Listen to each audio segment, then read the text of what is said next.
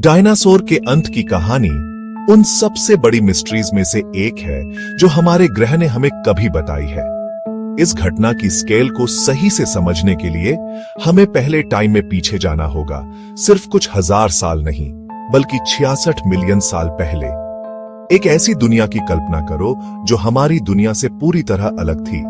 Late Cretaceous period अविश्वसनीय biodiversity का समय था, जहां विशाल हर्बिवोर्स हरे भरे पौधों पर चढ़ते थे, हरे भरे ट्रॉपिकल फ्लोरा में, और डरावने कार्निवोर्स प्लेन्स और फॉरेस्ट्स में शिकार करते थे। यह एक स्थापित थ्राइविंग इकोसिस्टम था जिसने 150 मिलियन सालों से भी ज्यादा समय तक पृथ्वी पर राज किया था। ये मैग्निफिसेंट क्रीचर्स फेलियर्स नहीं थे, वे एवोल्यूशन के पिनिकल थे जो अपने एनवायरनमेंट के लिए परफेक्टली अडेप्टेड थे। कैटाक्लिज्म से पहले दुनिया जीवन की एक वाइब्रेंट टेपेस्ट्री थी। ऐसा कुछ भी नहीं था जो यह बताता था कि रेप्टिलियन डोमिनेंस का यह लंबा स्टेबल युग अचानक और हिंसक अंत होने वाला था। ऐसी सफल और लंबे समय तक चलने वाली राजवंश को क्या चीज घुटनों पर ला सकती थी? इसका जवाब कॉस्मिक कोलिजन और टेरेस्ट्रियल टर्मोइल की कहानी में निहित है। डायनासोर का डाउनफॉल किसी एक आइसोलेटेड इंसिडेंट की वजह से नहीं हुआ था, बल्कि प्लैनेटरी स्केल के एक डेवस्टेटिंग 1-2 पंच की वजह से हुआ था। वैज्ञानिक अब बड़े पैमाने पर 2 प्राइमरी कल्प्रिट्स पर सहमत हैं। इनमें से पहला और सबसे ड्रामेटिक एक एक्स्ट्रा टेरेस्ट्रियल विजिटर था, एक एस्टेरॉयड जिसका अनुमान 10 किलोमीटर चौड़ा माउंट एवरेस्ट के आकार का था। यह एस्टेरॉयड हमारे ग्रह के साथ कोलिजन कोर्स पर अंतरिक्ष में तेजी से आ रहा था। यह सेलेस्टियल प्रोजेक्टाइल हमारे सौर मंडल के निर्माण का एक रेमनेंट था, अरबों एटॉमिक बॉम्ब्स के बराबर एनर्जी के साथ एक ब्लो देने वाला था। एक ऐसे क्षेत्र में जो अब मॉडर्न डे इंडिया है, इमेंस वोल्केनिक एक्टिविटी चल रही थी। डेकन ट्रैप्स के रूप में जाना जाने वाला यह फेनोमेन, यह एक सिंगल इरप्शन नहीं था, बल्कि कोलोसल लावा फ्लोज की एक सीरीज थी। 500,000 वर्ग किलोमीटर से अधिक भूमि मोल्टन रॉक में ढक गई। वायुमंडल में बड़ी मात्रा में टॉक्सिक गैसेस का उत्सर्जन हुआ। यह रिलेंटलेस वोल्केनिक एक्टिविटी एस्टेरॉयड के आने से पहले ही ग्लोबल क्लाइमेट को स्ट्रेस कर रही थी। इन डिजास्टर्स के कॉन्फ्लुएंस ने एक्सटिंक्शन के लिए एक परफेक्ट स्टॉर्म बना दिया। फिर चिक्सुलब एस्टेरॉयड ने अंतिम डिसाइसिव ब्लो दिया। यह एक प्लैनेटरी डबल जेपर्डी था, ऊपर से अटैक और नीचे से आग, दोनों का डेडली कॉम्बिनेशन। जिस पल चिक्सुलब एस्टेरॉयड ने पृथ्वी से टक्कर मारी, दुनिया इर्रेवोकेबली बदल गई। इमीडिएट इफेक्ट्स ह्यूमन कॉम्प्रिहेंशन से परे अपोकलिप्टिक थे। इंपैक्ट ने एक ब्लास्ट वेव जनरेट किया जिसने हर दिशा में हजारों किलोमीटर तक फॉरेस्ट्स को फ्लैट कर दिया। इसने मेगा सुनामीज को ट्रिगर किया। सैकड़ों मीटर ऊंचे लहरें दुनिया भर के कोस्ट लाइन्स को स्काउर कर रही थी। कोलिजन की शीयर फोर्स ने trillions of tons of vaporised rock और सुपरहीटेड डेब्री को एटमॉस्फेयर में इजेक्ट किया। जैसे ही यह मटेरियल पृथ्वी पर वापस बरसा, फ्रिक्शन ने हवा को ओवन लाइक टेम्परेचर्स तक गर्म कर दिया, जिससे शायद ग्लोबल वाइल्ड फायर्स लगे जो प्लैनेट की वेजिटेशन के वास्ट स्वॉथ्स को जला रहे थे। खुले में फंसे किसी भी क्रीचर के लिए सर्वाइवल इम्पॉसिबल रहा होगा। डस्ट का इमेंस क्लाउड ऊपर उठ गया। मटेरियल का यह डेंस श्राउड ग्लोब को घेरने लगा, एक इम्पेनेट्रेबल कर्टन की तरह जिसने सूरज की रोशनी को रोक दिया। प्लैनेट को डार्कनेस के एक प्रोलॉन्ग्ड पीरियड में धकेल दिया गया, एक इंपैक्ट विंटर जो सालों तक चला। सूरज की किरणें सतह तक पहुंचने में असमर्थ रहीं। फोटोसिंथेसिस एक ग्राइंडिंग हॉल्ट पर आ गया। फूड चेन के निचले हिस्से का कोलैप्स एक कैटास्ट्रोफिक डोमिनो इफेक्ट था।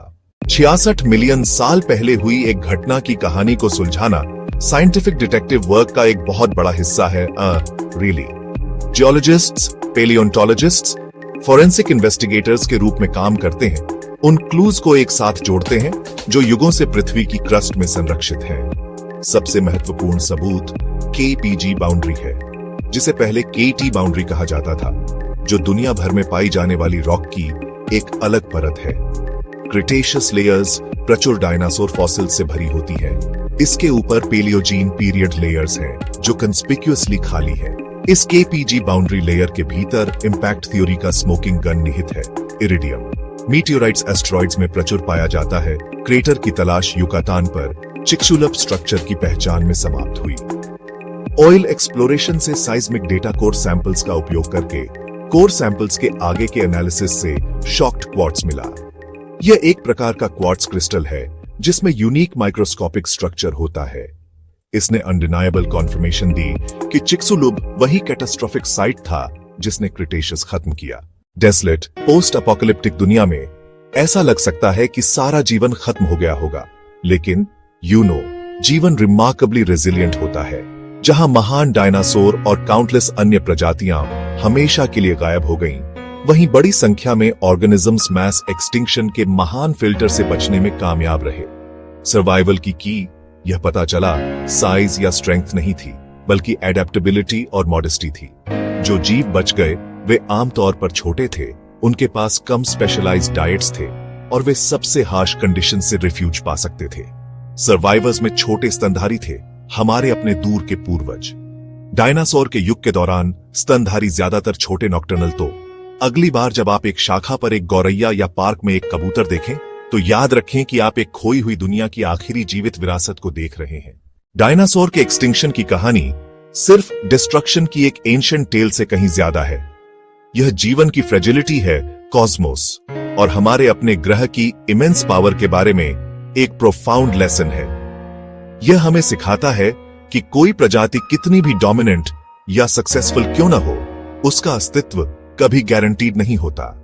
150 मिलियन सालों तक डायनासोर पृथ्वी के अनडिस्प्यूटेड मास्टर्स थे, फिर भी उनका पूरा साम्राज्य स्पेस से एक रॉक के साथ एक चांस इनकाउंटर और इंटेंस जियोलॉजिकल अनरेस्ट की अवधि से बर्बाद हो गया।